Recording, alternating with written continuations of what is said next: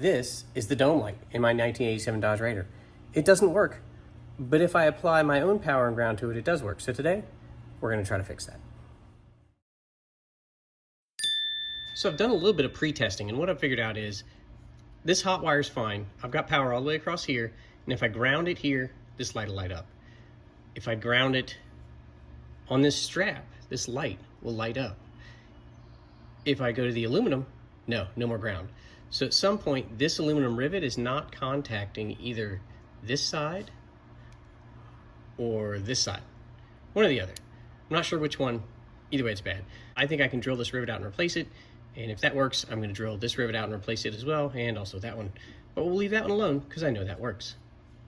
Let's get started. I've got my voltmeter, and I'm set to make noise if I've actually got continuity, like this. Hear that? Hopefully you can. That's continuity. And I've got it on this rivet. But if I go here, nothing. Nothing on that contact, however. If I flip it over, oh, need to know where I'm grabbing here.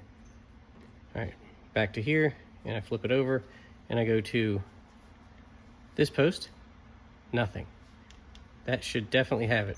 Here, yes. Not on the rivet. So it's not making contact for some reason because of that rivet. And that's how I determined that, and now we're gonna take care of it. Move that out of the way. I don't wanna break it. All right, I'm just gonna use drill bit, and I'm gonna drill through that rivet, hopefully, and cause no extra damage. So far, so good. All right, and while I'm here, I'm probably gonna go ahead and clean this contact point up as well with some sandpaper. Might as well. And even though the head of this already looks good, we'll sort of clean that up too.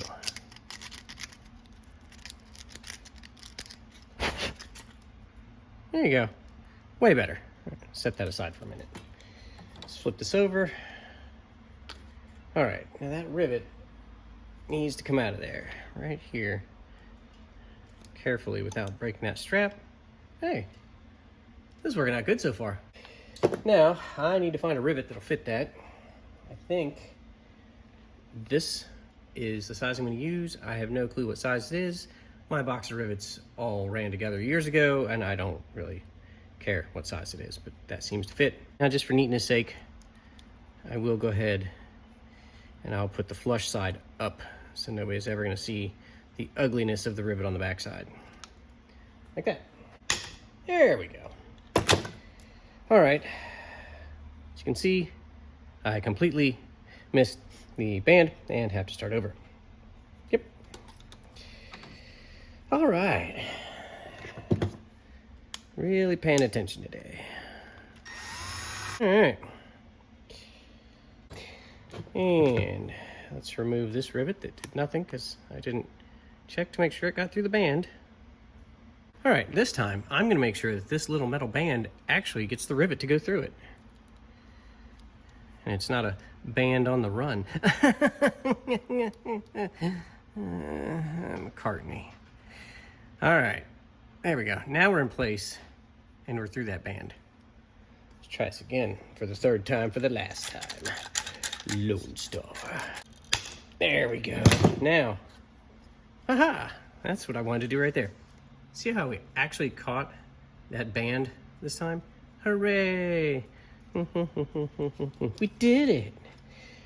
All right, let's test for some continuity and make sure that my plan here is actually working. Otherwise, there's no use in continuing to go ahead and install new rivets. All right, dwell back to noisemakey. Good there. And we go on the back side of that ground. Good there. Now we're really good there. Flip it back over. Here to here. Oh, yes. That's actually exactly what we need to do. So 2 more rivets to go and we'll be set. Then if this doesn't work, I'm throwing the car away. That's not true.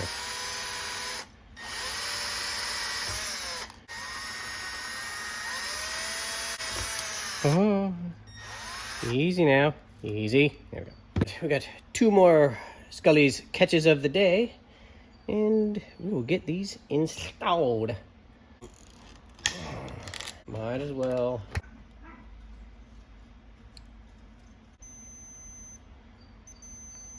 Oh yeah, we're good now. Good contact. So this black wire goes out here, and it's this black wire that goes through the wiring harness. It gets grounded to the body of the car. And when you have the switch in that position, I'm not going to move it because it doesn't want to move for some reason. I'll fix that in a minute. But when you put the switch in that position where it's touching the power wire and this ground, that's on all the time, like you turning on a light switch. This other one at the top here, that is the red and green and the regular power wire, that is door open. So this is the ground. Red and green is the ground for the door open switch, I guess. Either way, this little check ball doesn't like to move because I've got a piece missing on it right now. So it's pushed out farther than it should be. And I kind of need to fix that to move on. So let's do that. I need to, I caught on my finger and I almost threw that to who knows where. All right, push that check ball in. There we go. See how I moved it to this position? This would be like light switch on. So power, ground, out to that ground. We're good. Power in here, across the bulb, here, through that band on the back to this. This jumps here, goes to the black wire, goes out that way. Everybody got it? Good. Now, you might ask yourself, are the switches for this really that expensive that you can't just buy a new dome light for this? Well, no. However, this is old enough that most of the remaining parts for these are in Southeast Asia, like Malaysia, Indonesia, Australia, because it went on a longer run there as far as production goes. So shipping is the issue on that one. It literally is shipped on a ship. And so your $20 part becomes about $60. And I'm not paying no $60 for no stinking Coke. So we are going to re-rivet and hope for the best. So if I put this back to the door position, then I should get power in here to this, across the bulb through here. This goes underneath on that strap over to here that we already repaired. Then through the check ball connects over to this one. So I should have continuity from here to here. And I do. Look at that. It's wunderbar. All right. Now the plan is, plug this back in the car. If this doesn't work, like I said, you will be able to pick up a 1987 Dodge Raider at the curb on Monday when the trash comes. I actually cut the ground thinking that the body ground was my issue earlier, so I've now repaired that, and I can plug my switch back in, and we'll see what happens. Well, so far, no good. But, look at that. So, light switch ways works.